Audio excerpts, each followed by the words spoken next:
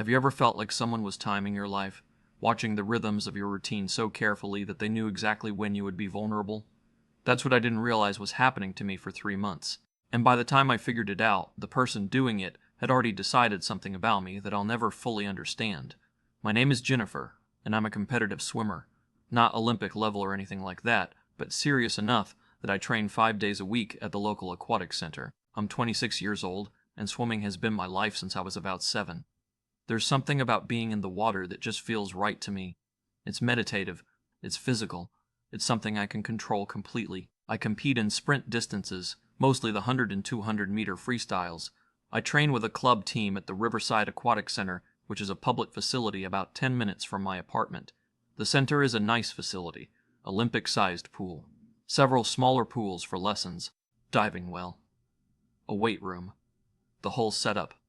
I usually go in the evenings after work.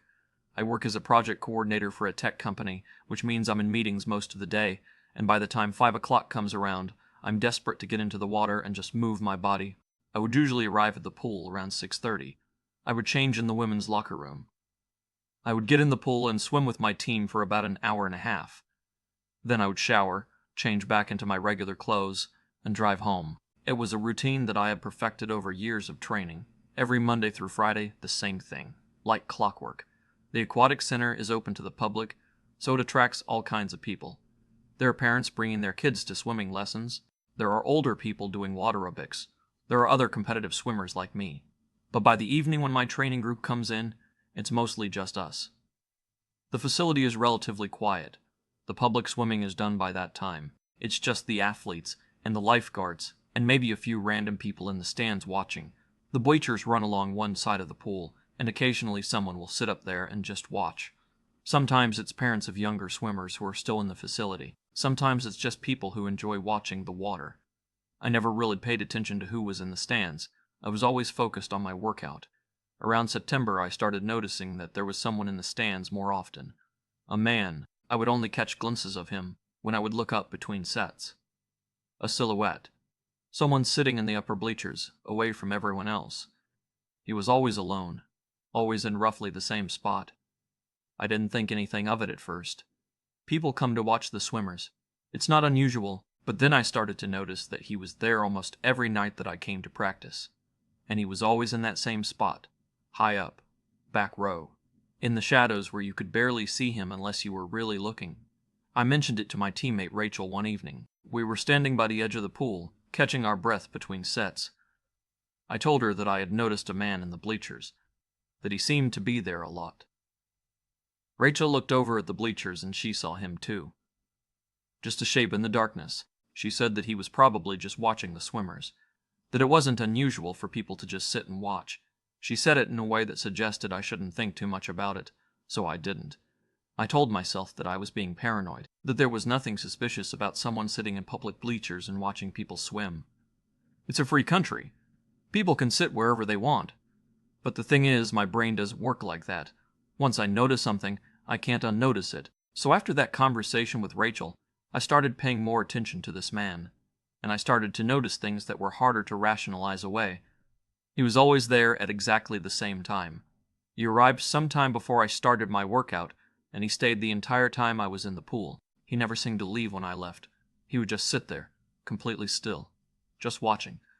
I also noticed that whenever I would look up at the bleachers, I would catch him looking away, like he had been staring directly at me, and the moment I looked up, he would shift his gaze to somewhere else. The pool, the ceiling, his phone, anywhere except back at me. But I could feel the weight of his attention. I could feel like he had been watching me intensely and had only stopped when he realized that I might notice. I started to change my routine slightly. Instead of getting out of the pool and going directly to the locker room, I would look up at the bleachers. I would scan them to see if he was there. And he almost always was, always in that same spot, always watching. And I told myself that I was being crazy, that I was creating a pattern where there wasn't necessarily one, that just because a man was sitting in the bleachers while I was swimming didn't mean he was watching me specifically. Maybe he just liked watching the water. Maybe he enjoyed being at the pool. Maybe there was nothing sinister about it at all. But then one evening, about 3 weeks into noticing this man, I saw something that made it impossible to rationalize anymore. I had finished my workout. I was getting out of the pool. I was walking toward the locker room, and I turned to look up at the bleachers one more time, and I saw him doing something I hadn't seen him do before. He was holding up a camera, a phone camera, but pointed directly at me. He was taking photographs of me while I was in my swimsuit, while I was wet from the pool, while I was vulnerable. The moment I saw the camera, he lowered it, and he stood up. He moved toward the exit of the bleachers. He was leaving, but he had been there long enough to take whatever photos he wanted, long enough to capture me in whatever state he wanted, and I felt a surge of panic and rage all at once. I wanted to chase after him. I wanted to confront him and demand to know what he was doing. But I also froze. I stood there, dripping wet in my swimsuit, and I watched him leave. I went to the locker room, and I got dressed, and I went directly to the facility manager. I told him what I had seen. I told him about the man in the bleachers. I told him about the photographs. The manager listened carefully. He told me that he would keep an eye out for this man. He told me that if I saw him again, I should let him know immediately. He said that taking photographs of people without their consent was not tolerated at the facility. He seemed to take it seriously, which made me feel a little bit better, but also made the situation feel more real, more threatening. For the next week, I didn't see the man. The bleachers behind me were empty every evening that I came to practice.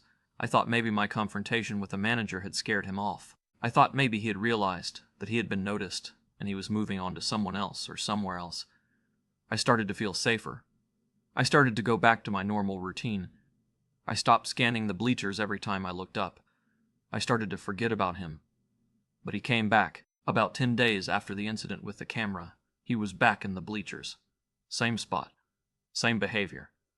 And this time I was sure that he was watching me even more intently than before, like he had something to prove, like my noticing him and reporting him had been some kind of challenge that he was determined to overcome. I told the manager again. The manager said he would watch for the man. But apparently the man was careful. Every time the manager looked, the man would be gone, or he would have his face turned away, or he would be looking at his phone in a way that seemed innocent. I started to feel paranoid in a way that was affecting my training. I couldn't focus on my workouts because I was too aware of being watched. My times got slower. My technique got sloppy. I was in the water, but my mind was in the bleachers. I was consumed by the feeling of being observed. One evening, I made a decision. I was going to try to get a better look at him. I was going to try to see his face. That way, at least I could describe him accurately to the police or to security. At least I would know who to look for. I got out of the pool earlier than usual. I pretended to need to use the restroom.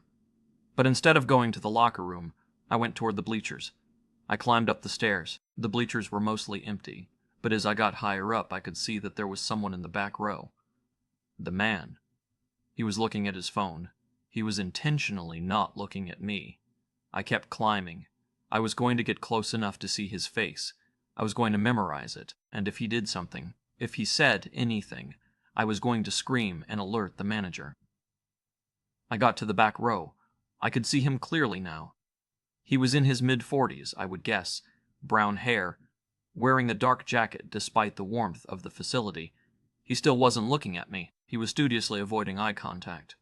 I stood there a few feet away from him, and I asked him what he was doing, why he kept coming to watch me practice, why he had been taking photographs.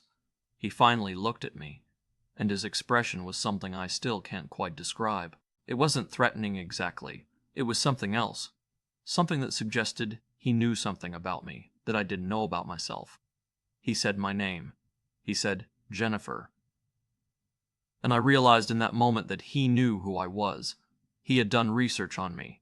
He had learned my name, and that was the moment when I stopped trying to be brave and I started running. I ran down the bleachers. I ran toward the pool deck. I ran toward the locker room and the manager's office. And I was screaming. I was screaming that there was someone following me, that I was being stalked. The manager came out of his office. The man in the bleachers was gone by the time the manager got to the bleachers. But I gave the manager a detailed description, and I told him that I was going to the police, that I was reporting this. The police came to the aquatic center. They took a statement from me. They looked at the security camera footage, and they found him. The footage showed a man in a dark jacket sitting in the bleachers. It showed him with his phone, clearly taking photographs. It showed him leaving the facility each time, and it showed that he had been there for 3 months. 3 months, almost every evening, watching me, documenting me, learning my routine. They identified him through the security footage. His name was Derek Halloway. He was 43 years old. He had a history of stalking. He had been arrested twice before for following women and taking photographs of them without consent. He was arrested again. He was charged with stalking and voyeurism. At his trial, he was sentenced to 18 months in prison and ordered to stay away from the aquatic center and from me. But 18 months doesn't undo 3 months. It doesn't undo the knowledge that someone watched me while I was vulnerable, that someone documented me without my knowledge or consent, that someone had learned my routine so well that they could predict exactly when and where I would be, that someone had decided I was worth the effort of coming to the pool every single evening just to watch me. I stopped swimming at the Riverside Aquatic Center. I couldn't go back there. Every time I looked at the bleachers, I saw him. Every time I heard a noise, I thought it was him. I eventually found a different pool, one further away, one where I felt safer. But I'm not the same swimmer I was before. My times are slower. My passion is diminished, because part of my mind is always still in those bleachers, always aware that I could be being watched, that I could be being documented, that I could be vulnerable in ways I don't even understand. And if you ever feel like someone is watching you, if you ever catch someone taking your photograph, if you ever have that gut feeling that something is wrong, listen to it. Don't rationalize it away. Don't tell yourself you're being paranoid, because the person watching you is counting on your silence. They're counting on you to doubt yourself, and they will keep coming back until you take them seriously. I learned that lesson the hard way, and I'm still learning it every single day.